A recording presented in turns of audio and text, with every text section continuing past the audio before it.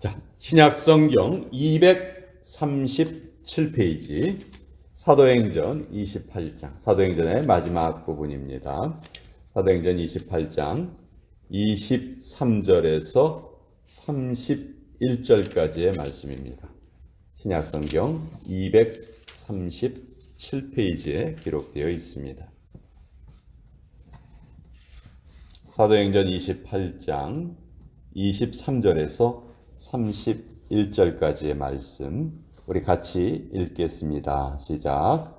그들이 날짜를 정하고 그가 유숙하는 집에 많이 오니 바울이 아침부터 저녁까지 강론하여 하나님의 나라를 증언하고 모세의 율법과 선지자의 말을 가지고 예수에 대하여 권하더라. 그 말을 믿는 사람도 있고 믿지 아니하는 사람도 있어 서로 맞지 아니하여 흩어질 때 바울이 한 말로 이르되 성령이 선지자 이사야를 통하여 너희 조상들에게 말씀하신 것이 옳도다. 일러스되 이 백성에게 가서 말하기를 너희가 듣기는 들어도 도무지 깨닫지 못하며 보기는 보아도 도무지 알지 못하는도다.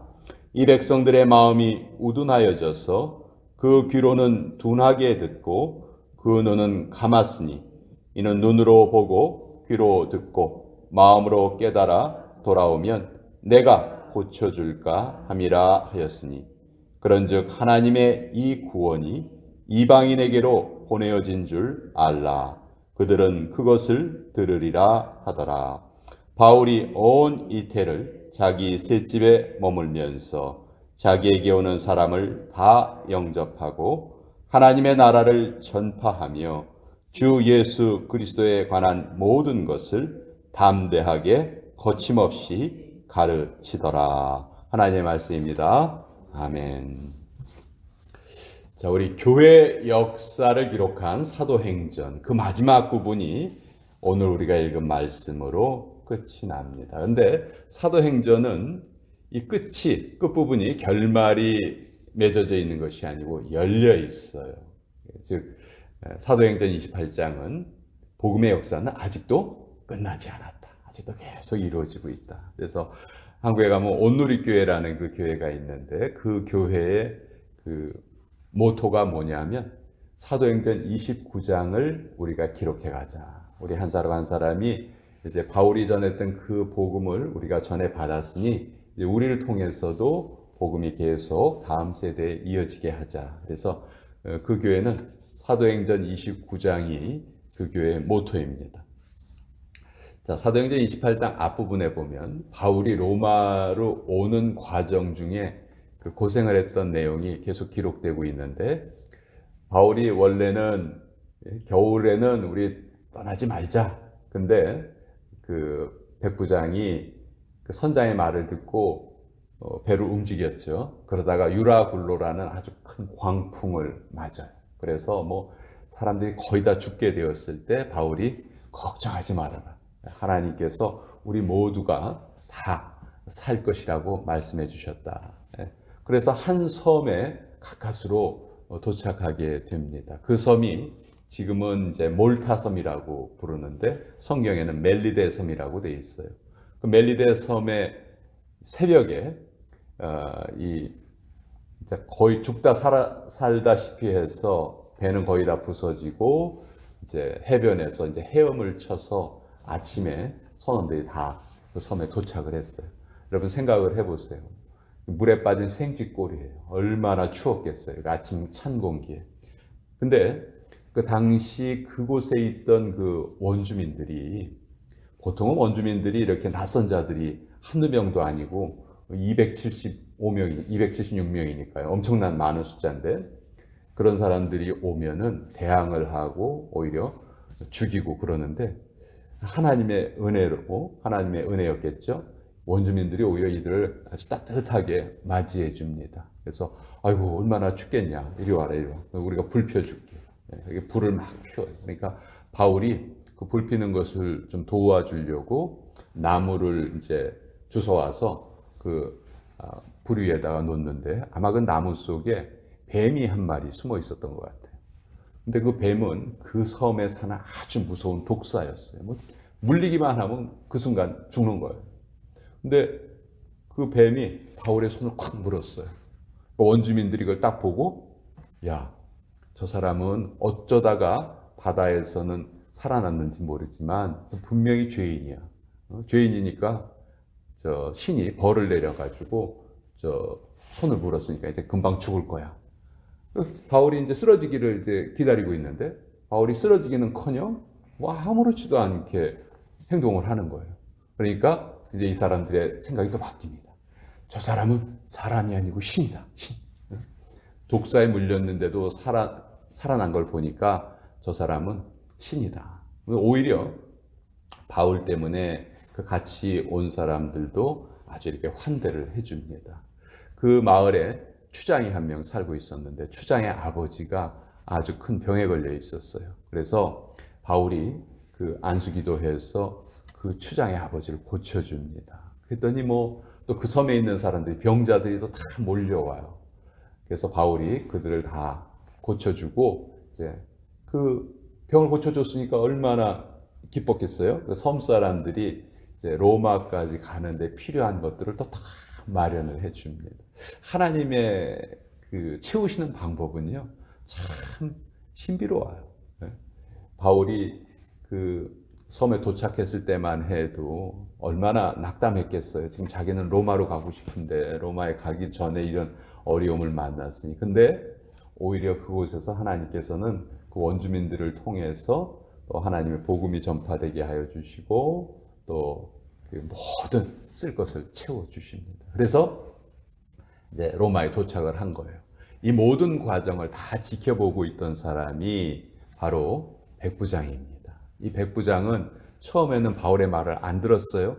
근데 바울의 말을 안 들으니까 모든 것이 어려움에 처했고 또 나중에는 바울 때문에 이제 모든 것이 다 잘 이루어지는 모습을 본 거예요.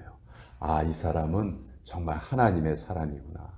그래서 로마에 도착한 후에 아마 이 사람이 보고서를 작성을 할 때 바울에 대해서 아주 호의적으로 보고서를 작성을 했을 거예요. 그래서 그랬는지 바울이 이 로마에서 황제의 재판을 기다리는 2년 동안 바울이 어디에 거하냐면 자기 셋집에 머물렀다 그랬죠. 30절에 보면 바울이 온 이태를 자기 셋집에 머물렀다.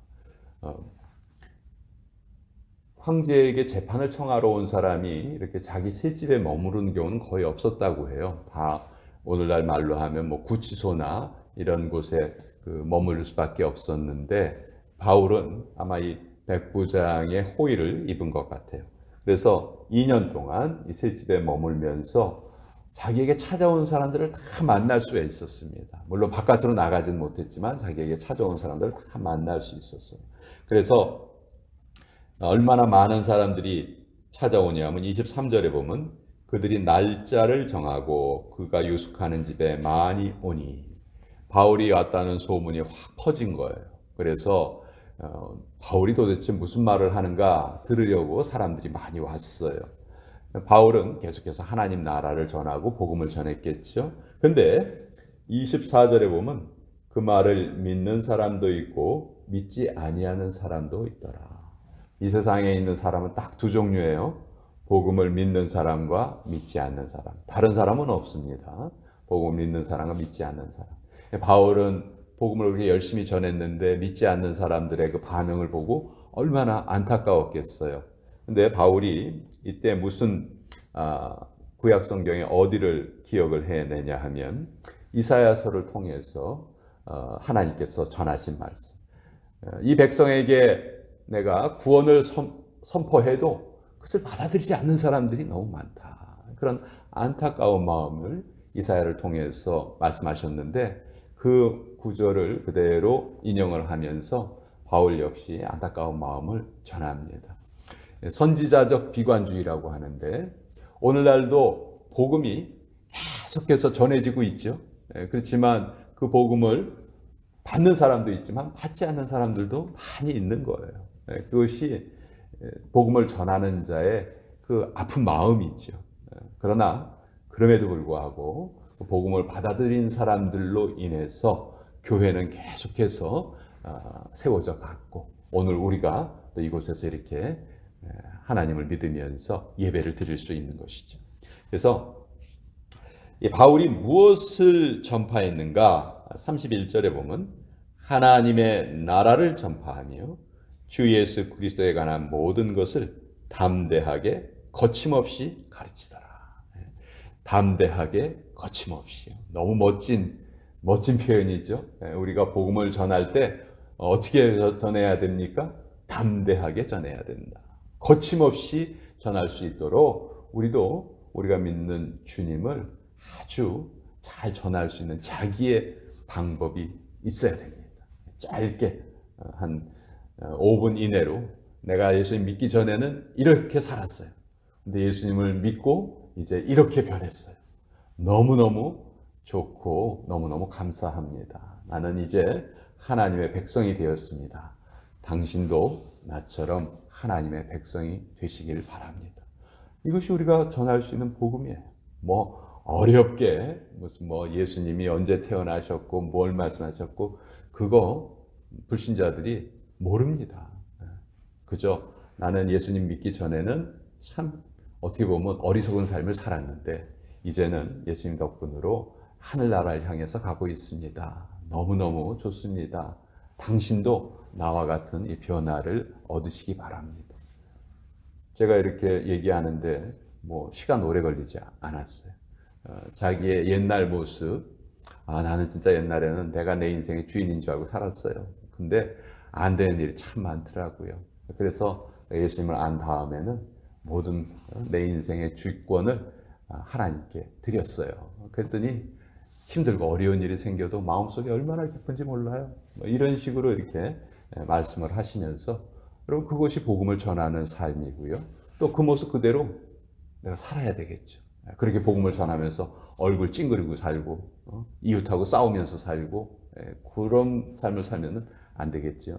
그래서 바울의 그 마지막 모습, 성경에 기록된 바울의 마지막 모습은 금할 수 없는 복음을 담대하게 거침없이 가르치는 바울의 모습으로 이제 사도행전이 끝이 납니다.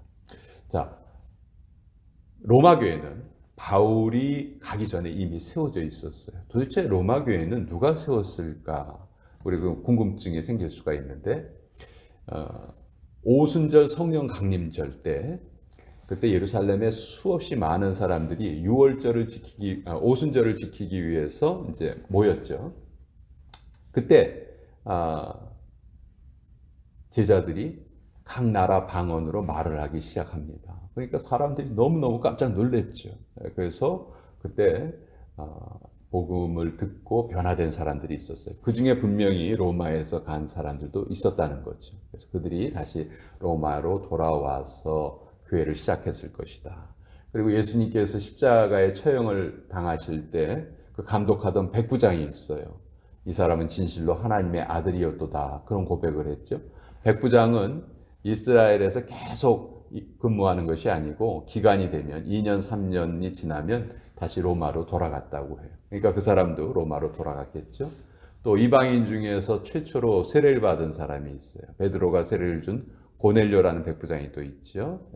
이런 사람들, 또 지금 바울을 로마로 이끌고 간 율리오라는 백부장, 이런 백부장들이 다 아마 하나님의 사람으로 변화되었을 것이다. 그래서 그들을 통해서 로마의 교회가 시작되었을 것이다. 우리는 그렇게 추측을 하고 있습니다. 어쨌든 이 로마 교회에 바울이 나중에 여기에서 일하면서 사실 바울이 참수형을 목에 잘려서 순교를 당하거든요. 그것이 바로 이 로마에서 있었던 일이죠. 지금은 로마에 도착해서 초기 한 2년 동안 열심히 복음을 전했던 바울의 모습. 오늘 이 모습을 우리가 그대로 본받아서 우리도 우리의 삶으로 복음을 전하는 삶을 살아야 되겠다. 그 말씀을 같이 나누어 보았습니다.